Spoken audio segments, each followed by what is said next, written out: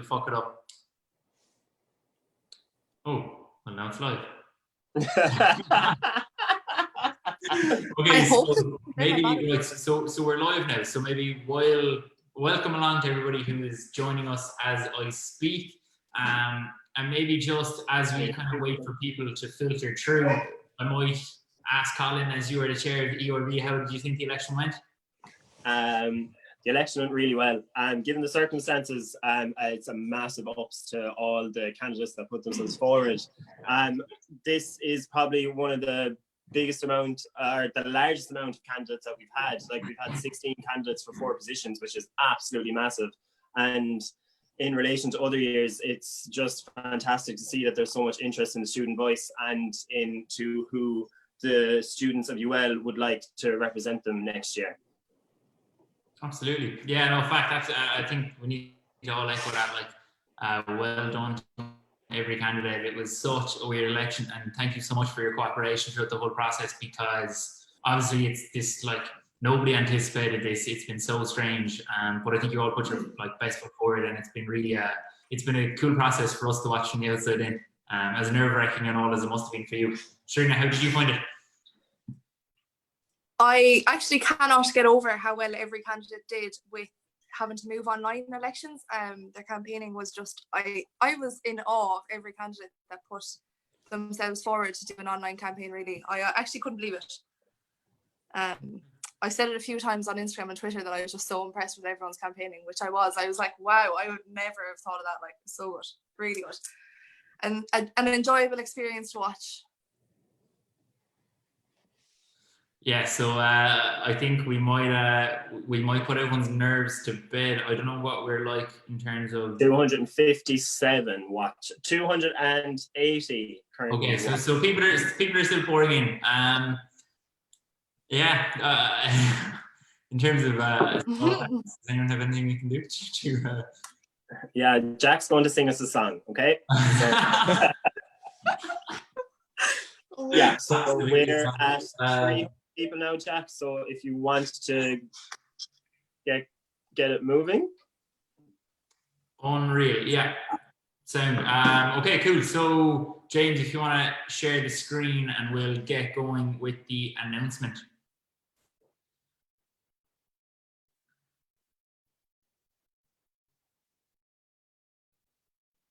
Yes, okay, so everybody, welcome along to the election results for 2020 under the strangest circumstances that I think we've all ever seen. Once again, for those of you who weren't here at the start, I'd like to thank all the candidates for their cooperation throughout this process. Obviously, COVID-19 has kind of done us all in a small bit, and we weren't able to have the massive kind of on-campus election that we would all like to have seen. But I think you've all really put your best foot forward, and it was really exciting for all of us to see the intuitive ways that you've all campaigned and stuff online over the last number of weeks. So yeah, I think if we go on to the next slide. So yeah, this year we have 4 positions, the VP for communities coming up for the first time ever. This has also been, I think, one of the largest numbers of candidates we've ever had in UL Student Life, so I'd like to thank all candidates again for putting themselves forward. This is how we're going to run through the events tonight. First, we'll start with the VP for communities results, then we'll go academic, welfare, and finally the president. So we'll put these up in order. And here is the quota and turnout, or I suppose the turnout from every election we've had since 2003. 2017, the year of JCV being the highest of 4,666. And last year with ourselves 2,438. This year's turnout was really, really good at 3,866. And we, once again, to everybody who's on here who voted, thank you so much. I think these are times in UL where the student voice really matters, and going forward into the next few years, you really need to make sure that who represents that voice can represent it accurately, and that you have a say in who represents it. So thank you to everyone who came out today and voted. So now I am going to hand you over to Colin, who is going to give you the results for the Vice President for Communities. Now, there will be a number of counts in the selection, and the first slide that you see is not necessarily, so there's going to be a number of counts, and Colin will talk you through them now. So Colin, over to you. All right, folks. So we're going to start with the Vice President for Communities. So I'd like to say congratulations to all the candidates. So here's the first count. Valid poll 3,606. The original quota is 1,803. So after the first count, reopen nominations has 19. Christor King has 501. Aoife Hand 1388. Chelsea Joyce 1698. So as no candidate has reached quota, Ron is therefore elected, is therefore eliminated, and their votes are distributed. So after the second count, Christor King at 501, Aoife Hand 1388, Chelsea Joyce 1699. So after the third count, Aoife Hand 1468, Chelsea Joyce 1790. So as Chelsea Joyce has exceeded the quota of 1629, Chelsea Joyce is deemed elected as the Vice President for Communities. Congratulations, Chelsea, and well done to all of the candidates that put themselves forward.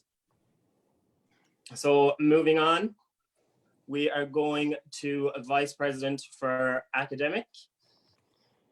So valid poll 13666.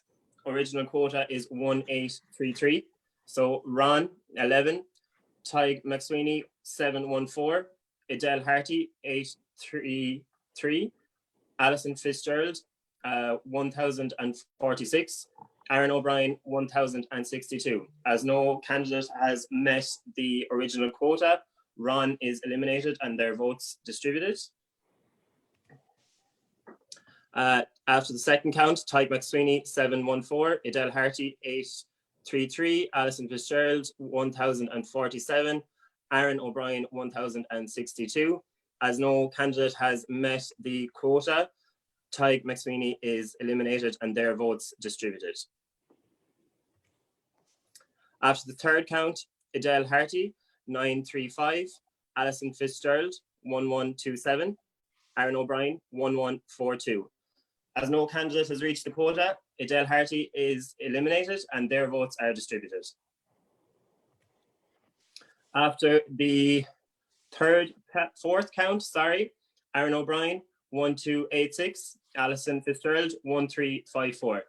As Alison Fitzgerald has exceeded the quota of 1,320, Alison Fitzgerald is deemed elected as Vice President Academic for 2020-2021. Congratulations to Alison, and congratulations to all the candidates that put themselves forward.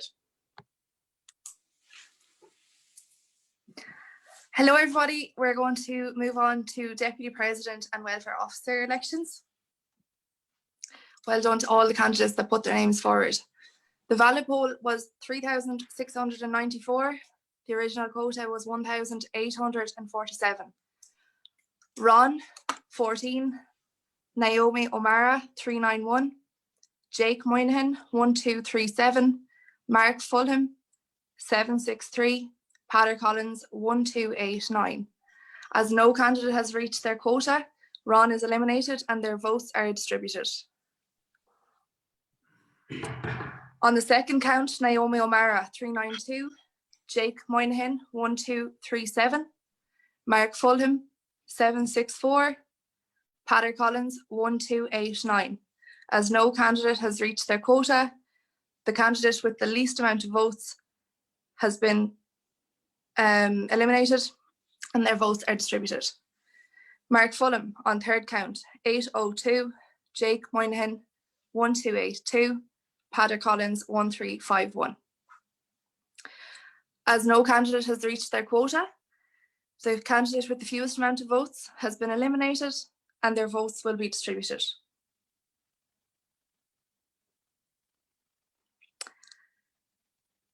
Jake Moynihan 1417, Patrick Collins 1516. As Patrick Collins has exceeded the quota of 1466, Patrick is deemed elected as Deputy President and Welfare Officer 2020.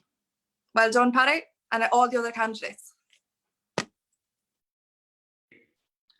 So that brings us to last but not least, the position of president. Congratulations to all candidates so far. And James, drum roll please. So the valid poll was 3,732 votes. The original quota was 1,866. As no candidate has reached the quota, I will proceed to eliminate Ron and distribute their votes. Sorry about that, Ron. Okay, so as no candidate once again has reached the quota, Katie Martin is deemed eliminated and I will distribute her votes. For the next count, no candidate has reached the quota and I will distribute the votes of Matthew Fatty.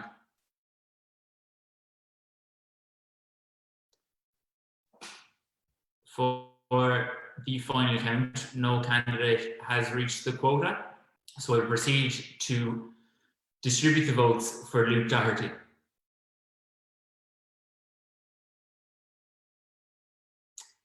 Cian Quinlan has exceeded the quota of 1,277 votes and is therefore deemed to be elected Student Life President. Congratulations, Cian. And congratulations to absolutely every single candidate. So there is your 2020-2021 that should read team. Thanks, James. So in president, we have Cian Quinlan. Your deputy president, welfare officer will be Patrick Collins. Your vice president, academic officer is going to be Alison Fitzgerald. And your vice president for communities is going to be Chelsea Joyce. Congratulations to all the candidates, and can I just say a big congrats to every single candidate who has put their name forward for this election.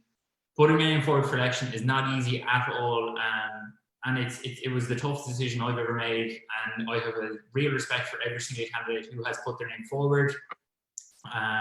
You've done yourself proud over the last week, particularly on the backdrop of all that's gone on, and congratulations finally to our winning team. I wish you every success next year. It's an amazing year, and I hope you do very well. Well done, everybody. That's us over and out. Well done, everybody. Claps all round. And now this is just us again. Live. I don't think we have anything more to say. Just thank you for everyone who voted once again. Student Life is in safe hands next year, and best of luck to next year's team. We'll be in touch with you very, very shortly. We need you to jump on a Zoom call with us shortly, just to run over a few bits, but we'll be texting you about that now individually. Congratulations to everyone. Okay, bye. Bye. Bye.